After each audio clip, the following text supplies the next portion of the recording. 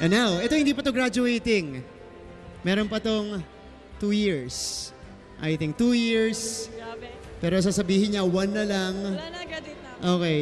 So, Micah Go, hello. Hello po. It's been a while. Okay.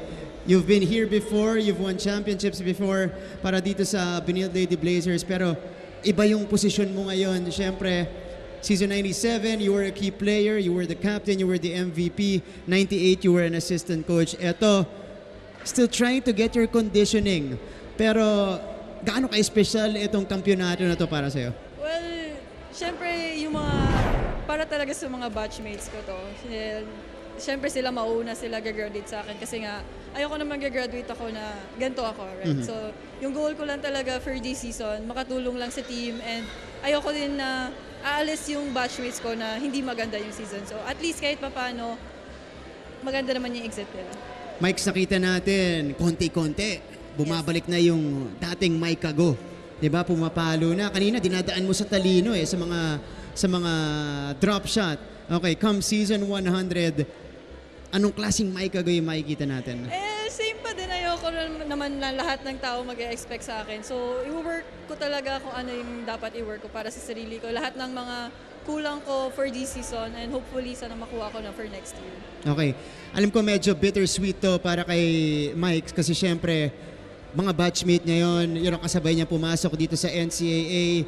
You know, the initial thought was magsasabay-sabay din tayong exit na champion.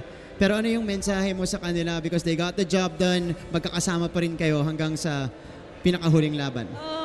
Happy ako para sa kanila. First time ko din na mahihiwalay ako for them. And yun, sana love ko sila. Yun na lang yung masasabi ko para sa kanila. Okay. Speaking of the future, wala na sila yung apat na core players na yon. Next year for the Benilde Lady Blazers, we saw the potential of the youngsters here. It's gonna be tough without, of course, our best setter MVP and Gail Pascual, Jade, and Mitch. Pero paano mo iti-take tong challenge na to as the legit ate na, di ba, ng Benilde Lady Blazers going into season 100 para magpatuloy yung winning tradition?